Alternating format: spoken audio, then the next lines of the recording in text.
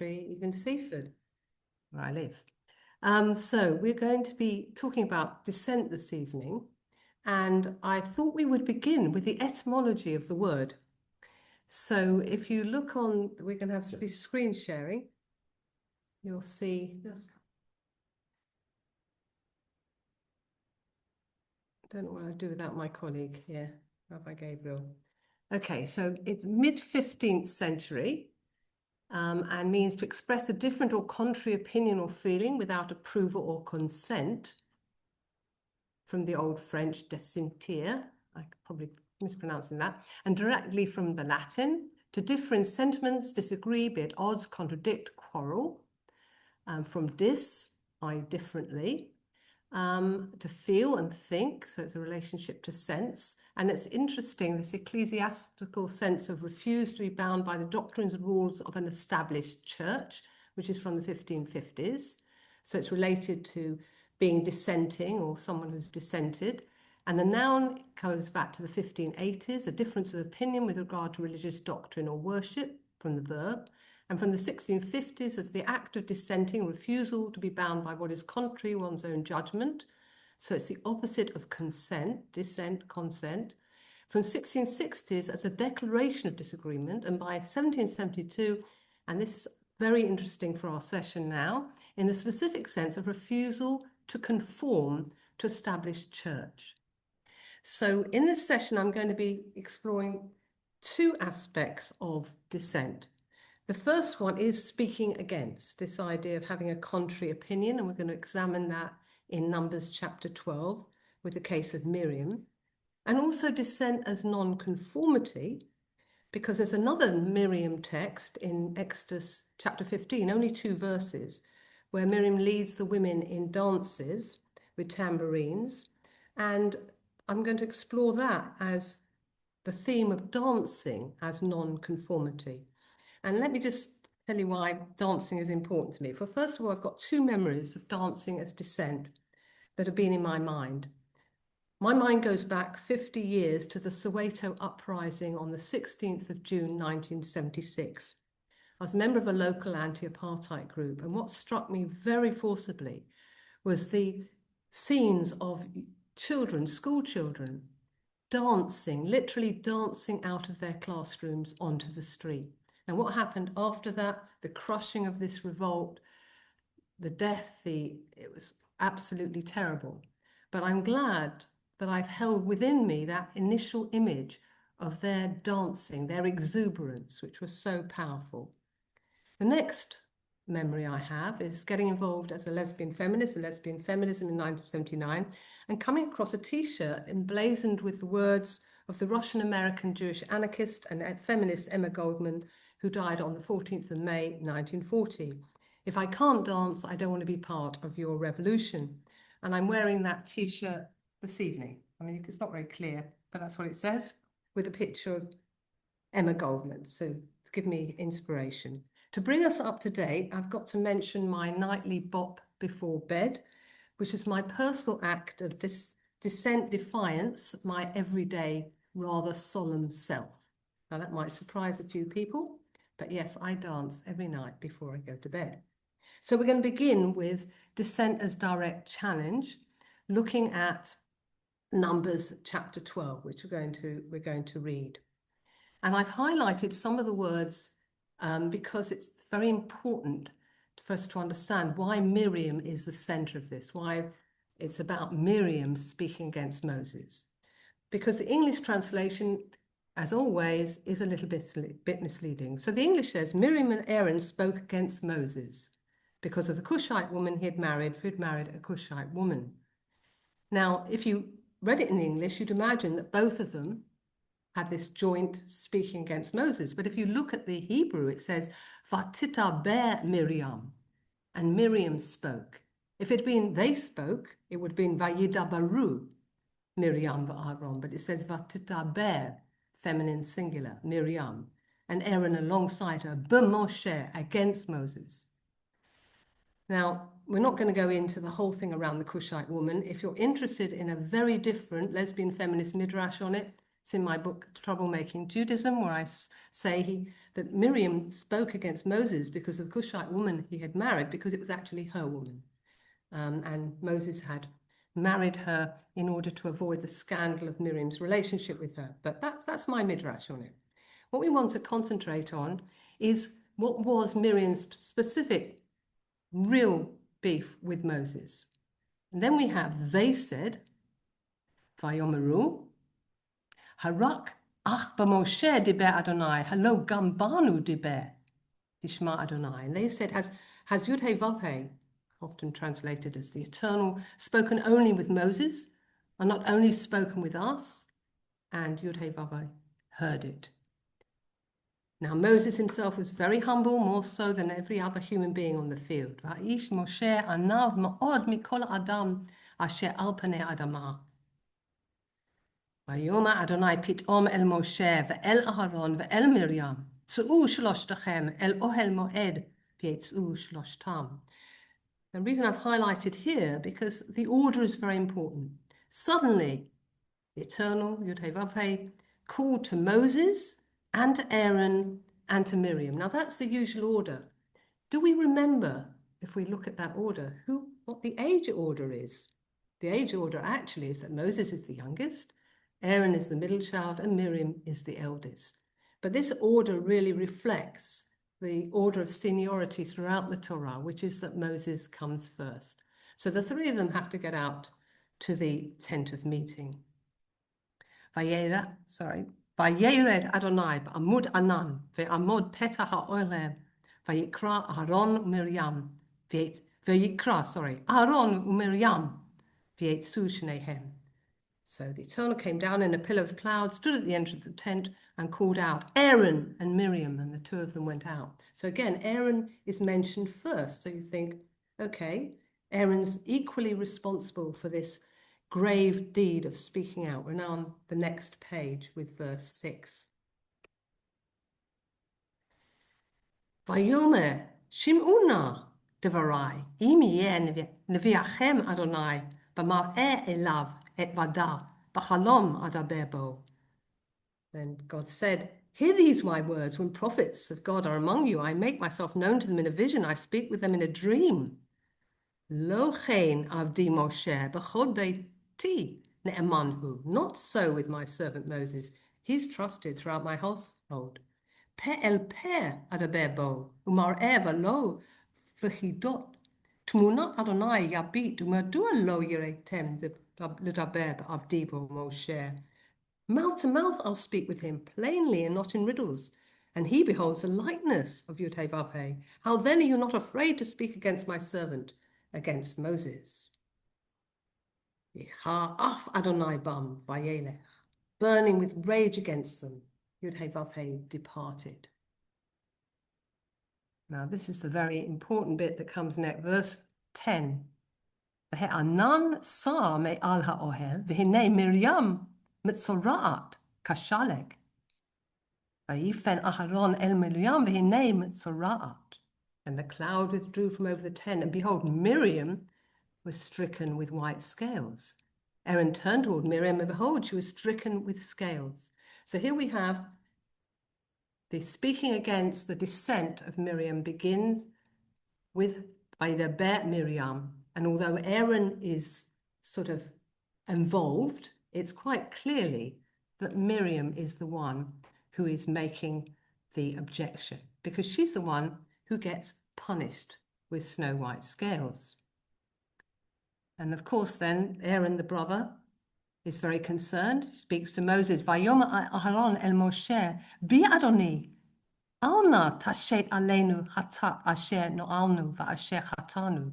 Then Aaron said to Moses, my Lord, please don't place on us the sin we have foolishly committed. So Aaron's prepared in a brotherly way to share the sin, but he's not sharing the punishment. Alna tahi kamet asher b'tzeito mirechem imo v'yachel hatzi v'saro. Please let her not be like a stillbirth that emerges from its mother's womb with half its flesh eaten away. And then Moses also shows his concern. Vayitzak Moshe el Adonai lemor elna rafana la So Moses cried out to God, saying, "Oh God, please heal her." ויאמר אדוני אל משה, ואביה ירוק ירק בפניך, הלא תקלם 7 ימים, תסגר 7 ימים מחוץ למחנה, ואחר תאסף. But Yudhevavhe said to Moses, if her father spat in her face, will not she be shamed for 7 days? Let her be shut up out of the camp for 7 days, and afterwards let her be readmitted. תסגר מרים מחוץ למחנה 7 ימים. העם לא נסע עד האסף מרים. So Miriam was shut out of the camp for 7 days, and the people did not journey on till Miriam was readmitted. And here we have the reference, first of all, to the context. This is going on between the three of them, but there's the people who are being led by these three, and they don't want to journey on. They're not journeying on until Miriam comes back into the camp, which gives us a sense of her leadership role and how important she was to them. Nas'u ha'am mehatzerot v'yahanu b'midbar Paran. Afterwards, the people journeyed from Hatzerot and encamped in the wilderness of Paran. So here we could say, a classic case of dissent. Miriam clearly wants to challenge Moses. She, after all, if it hadn't been for Miriam, his life would not have been saved. Exodus chapter 2, the unnamed sister, Miriam's only named for the first time in Exodus 15. In chapter 2, it's just Miriam and her mother, who's also not named, who saved Moses' life. If it hadn't been for their action, placing him in a basket in the bulrushes, he would not have been around to become a leader later on. So she had a very crucial role to play, and yet she's very much marginalized. She certainly had reason to challenge Moses' exclusive relationship with God and the fact that he, the youngest brother in the family, the youngest one, had assumed the leadership. So that's all very classic dissent. And I want to turn to what we wouldn't ordinarily consider as dissent, and that's dissent as non-conformity.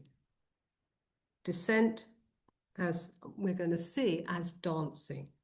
And here we're going to broaden it out to understand dissent as radical non-conformity. And this is very important because at the moment, there's a lot of speaking out dissent going on in many, many different contexts, not least around the whole situation in the Middle East, Israel, Palestine. But we don't get to talk about so much is the dissent, which is, I actually am not going to conform to your expectations of how I should behave.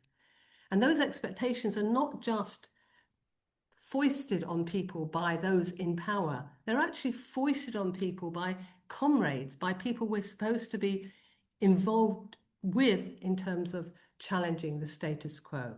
There are rules and regulations about how we should express dissent, and certain behaviors are not considered acceptable. And this becomes evident when we look at Emma Goldman. But let's start with this very unusual couple of verses that we have in Exodus chapter 15, verses 20 to 21.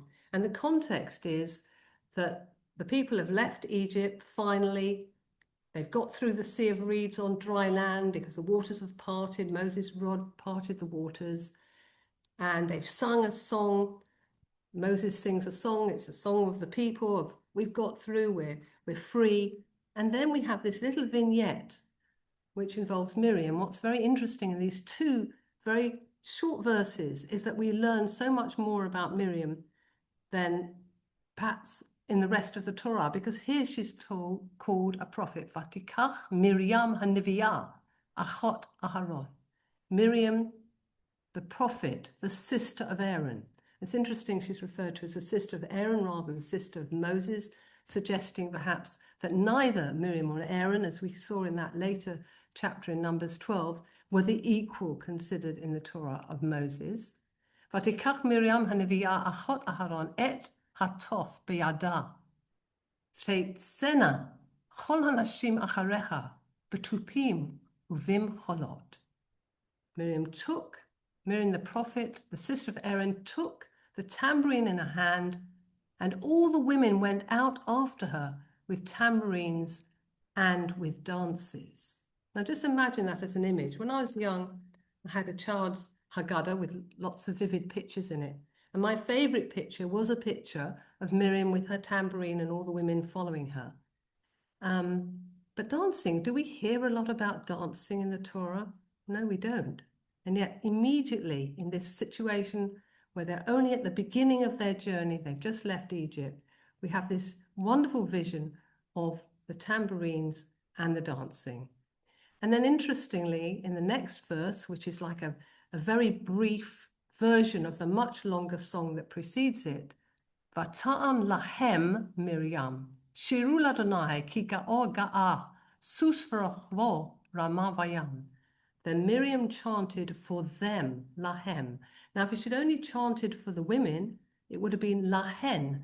We listened earlier to Cantor Rachel Weston chanting the first chapter of the book of Ruth. And of course, one of the wonderful things about that book is there's so much feminine language in it. And there's so little feminine language in most of the Bible because it's mostly in He-Man language. But it doesn't say she chanted to them, the women. It says she chanted lahem to all of them. So Miriam here, a leader of the people, singing to Yud-Heh Vav-Heh, who has triumphed gloriously, horse and driver have been cast into the sea. So this, we could say, well, what's this got to do with descent? It's got something to do with a way of understanding what it means to be engaged in a freedom struggle and to do it differently, to do it by dancing, to do it by singing. We've already had a song, but we've not had dances. So we've got this very powerful image, which brings me to this quotation from Emma Goldman. Now, what's interesting, the one on my T-shirt, if I can't dance, I don't want to be part of your revolution, it's not actually what she said. And I came across a wonderful article, which you must try and get hold of, by Alex Kate Schulman. It's published in Fifth Estate, number 357 in summer 2002. And why I really recommend it to you is because she explains how these words got to be on a T-shirt. But we haven't got time for doing that now, unfortunately. It's very interesting because she's actually responsible. She's a major scholar of Emma Goldman, and actually it's because of her that these words get to be on the T-shirt. But that's not what we're going to focus on. We've got a longer quotation directly from Emma Goldman's autobiography, Living My Life, and it gives us a marvelous insight. Now, to appreciate this, I think you'd have to have been in a ultra left-wing movement that's been largely run by men. Now, I've had that experience. I was in the International Marxist group when I was a student in the 1970s, and it's all very serious. It's all very, this is the way we do it. We don't, there are lots of rules and regulations about how we conduct the revolution. And what's interesting about this passage is that Emma Goldman is not having anything of it. And so this is what she says in her autobiography, in Living My Life, in 1931, which was published later in 1934. At the dances, I was one of the most untiring and gayest. One evening, a cousin of Sasha, Alexander Bertman, a young boy, took me aside. With a grave face, as if he were about to announce the death of a dear comrade, he whispered to me that it did not behoove an agitator to dance. Certainly not with such reckless abandon, anyway. It was undignified for one who was on the way to become a force in the anarchist movement. My frivolity would only hurt the cause. I grew furious at the impudent interference of the boy. I told him to mind his own business. I was tired of having the cause constantly thrown into my face. I did not believe that a cause, which stood for a beautiful ideal, for anarchism, for release and freedom from conventions and prejudice, should demand the denial of life and joy. I insisted that our cause could not expect me to become a nun, and that the movement should not be turned into a cloister. If it meant that, I did not want it. I want freedom, the right to self-expression, everybody's right to beautiful, radiant things. Anarchism meant that to me, and I would live it in spite of the whole world, prisons, persecution, everything. Yes, even in spite of the condemnation of my own comrades, I would live my beautiful ideal. And I think as we listen to those words, we go back to 1931 when she wrote them, we're living in a world where there's a lot of fury, there's a lot of anger. Social media is completely overwhelmed by people saying very, very harsh things, saying unpleasant things. There's a lot of words being expressed. But what are the causes about? People want freedom from persecution. People want liberation. How do we achieve liberation? Do we do it simply by challenging with words, or we do it by our deeds, about how we behave? So here was Emma Goldman wanting to express her real vision of what freedom meant in terms of joy, in terms of release, in terms of being in the world in the fullest possible way and not having any constraints upon her. And I have to say, I totally embrace that myself. And I say that despite my solemn self, that when I'm dancing, I know that something else is being expressed, which is about really embracing the future we're looking for, one where we can really, really be liberated. And it's interesting that there are other precedents for this. I mentioned the Soweto uprising in 1976, 16th of June. But those young people who danced out of their classrooms onto the streets weren't inventing dance as protest. And I found an article in the BBC on the website.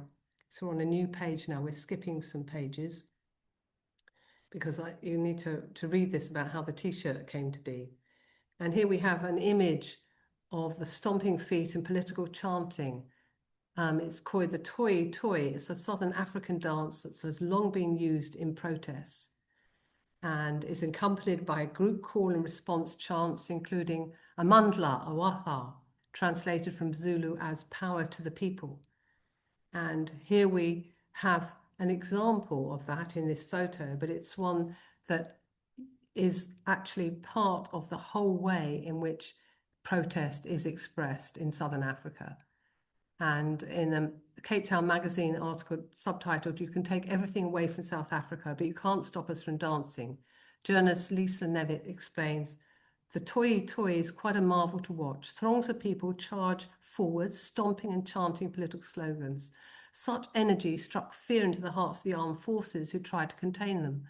But Toi Toi was also distraction from the fear during the marches, because people knew that later, once the crowds had dispersed, they would suffer harassment at the hands of police. So this is a form of real defiance. We are going to dance despite the threats, despite the persecution, despite the punishments we may receive. And we're going to do that emboldens us and makes us feel a sense of very powerful solidarity. So that's something that, as I say, stayed with me for the last 50 years, and is something that perhaps we could think about as we deal with all the protests and the upsets and everything that is happening in the world today, and that many of us are caught up in. And of course, but it's not just South Africa. I don't know whether you remember, and we're going on to a new page now, that there was this case of this young woman, Madare Hoshabri, who, as her form of protest against the regime in Iran, danced and took videos of herself for Instagram. And as a result of that, she was arrested, and that could have been the end of it. But those people who saw her dancing on Instagram were inspired. And so they also began to dance. And she gathered thousands of followers on Instagram doing this dancing to Iranian Western pop music. And they were shared again and again with a hashtag, "Dancing isn't a crime." And she showed that her dancing would could be a way of expressing her freedom. So even though she was going to be punished, she showed something that was much more powerful simply than words, and which caught the imagination of so many hundreds and thousands of people. And there's a more recent example from Iran. If we go on to a new page, and it's very, very poignant. In February, we witnessed the terrible murder of 30,000 Iranian protesters. And we then have this picture, this image of something quite extraordinary, and that is people in their grief at funerals dancing at the funerals, dancing their defiance in the face of, well, a massacre, really, a massacre that had taken place in a very short period of time, 30,000 lives lost, and just not only fulfilling the usual mourning rituals which people do the world over, but actually dancing in the cemeteries. So incredibly powerful. Now, I want to give an opportunity for some questions, but before I do, I'm just going to summarize what we've been talking about. I've been a dissenter for most of my life. I've done a lot of speaking out. But I have myself learned something very powerful by making these connections between Miriam and Emma Goldman and South Africa and Iran in terms of what it means to dance. You know, to dance at a disco or a rave or a simcha, that's a context where dancing is the thing you do. But to dance when your life is in peril is quite another. So I would say that Miriam and the women did not simply sing to express the relief of witnessing the final defeat of their longtime oppressor. They danced their way into freedom, undaunted by the possible dangers that lay ahead. And that dancing into freedom was something that empowered them to be free. Emma Goldman loved to dance and refused to be part of a revolution that was joyless.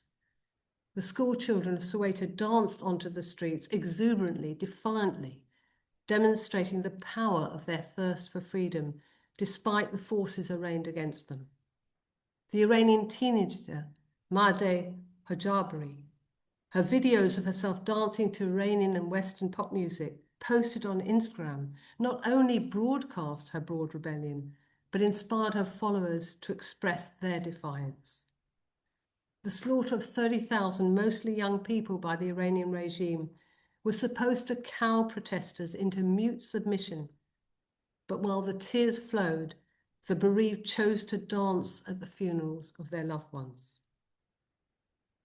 As I say, I'm being a lifetime protester against injustice, and I've done my fair share of speaking out. But I'm suggesting this evening, in the context of the scale of persecution and injustice across the world, and in particular in the context of the horror and catastrophe of the past 2.5 years since October 7th, 2023, which has generated billions of rageful words, that we turn to dancing to express our non-conformity with the status quo. Of course, we'll continue to speak out as Miriam did, but let us also embrace the irrepressible energy that dancing releases, energy that rejuvenates rather than depletes us, a body awakening exuberance that demonstrates our refusal to conform and empowers us for the struggle ahead. So I hope I've got time. How much time have we got? 10 minutes. Got 10 minutes, that's what I was hoping for. For any thoughts or questions. Thank you very much for screen sharing, Rabbi Gabriel.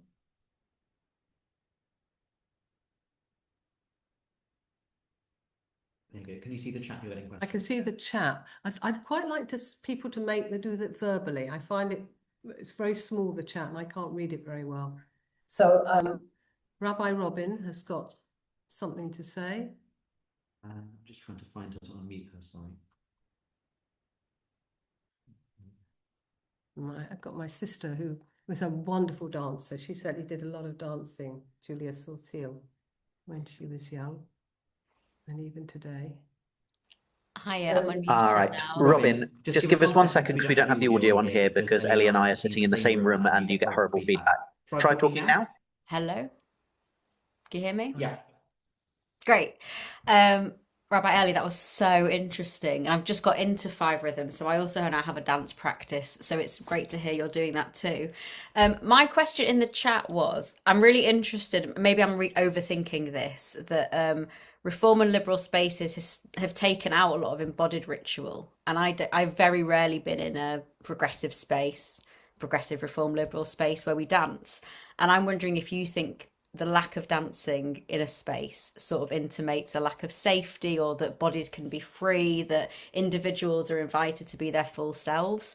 I've never thought about it in that way of linking it to dissent and nonconformity, but I'd love to, yeah, I don't know if you've got any thoughts on that. Yeah, I mean, personally, I think that there's a real issue with the Englishness. I mean, I lived for 7 years in Stamford Hill, and I would go past houses which were little steebles, and they literally, you thought the floor was going to fall through because of the dancing. Now, that wasn't non-conformity, it was a kind of conformity, but it was a non-conformity with the mores of everybody else. And I think that there's something, that there is a kind of bodily reticence that we have. And when you do start dancing, it makes such a difference. So I just think that it's about actually feeling it in your spirit, because what I'm really concerned about is how depressed everyone is. And we are really depressed, and all the words are making us depressed. And of course, we're expressing our dissent, but we're getting lower and lower and lower, rather than feeling the empowerment that comes from moving our bodies. So I suppose that's really what I'm trying to generate here, is a sense that we could do that. Wouldn't it be wonderful to go out on the streets and actually dance our protest and do it, in the face of everything that's going on? Wouldn't it be great if our reaction to anti-Semitism was to dance? Wouldn't that be brilliant? You've asked Owen to ask his question. Oh, Owen, yes, please, Owen. Okay, unmute, Owen. Good. Rabbi, I just loved what you spoke about. Just two quick points. The first thing, your reflection back in the 70s in the protest groups, and particularly the Marxist groups. I can remember it so well, and what you say is so apt. But just on the point about dancing, I think the issue is an English British thing, because York's rabbi is American and she is introducing dancing, and she laughs about how we recoil and we sort of won't do it, but she keeps pushing and pushing because she really feels it expresses our joy, which is the core to her of Jewish identity. And she's pushing and pushing to keep going on that.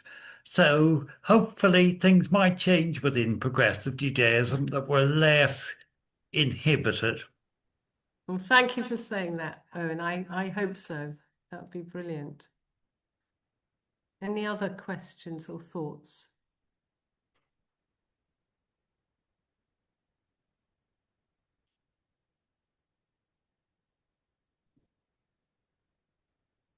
No? Trying to see if there's anyone else. Look like anyone's popped up. No. There's a link to a podcast in the chat. A link to a podcast. Okay. Has There you any... go, Rachel's got. Oh, great. Rachel. Yeah, Hi, no, I Rachel. thought that I'm sorry, I missed the beginning, but I really liked I really liked what you what you said. And also I kind of think that in general, like what you said about the reaction to, like, bad things, anti-Semitism and things like that, is to dance. I thought that's really like a good, like, obviously it can't solve all of the problems, but I think that we like sometimes I get quite worried, because like as a community, I think we're sometimes like in danger of like forgetting the good things about being Jewish and like the joy in our tradition, and it's just becoming like this really like just full of like doom and gloom. And I'm not, and I sometimes find it quite hard to deal with it really, and like to sort of yeah, I'm so thank you for saying that. Well, thank you. Yeah. Okay. Alan, you need to unmute. Which Alan? Alan Rosenbach. Oh, there we go. I can't hear you, Alan. Can you hear me now? Yeah, now, yeah. Thank you. Thank you. It's really, that's a compelling story and narrative that you've given, but I think it principally focuses on dancing to challenge oppressive systems and how you can reclaim something about the public spaces because of the repressive regimes that people live under. My struggle with this and the challenge is extending it beyond something that is just about a manifestation of railing against the oppressive regime in Iran or the apartheid regime in South Africa that existed for a long time. These were manifestly obvious ways of expressing your disapproval and undermining those political structures. But beyond that, how do we move this forward? Because we don't live in an oppressive regime context here. I don't think.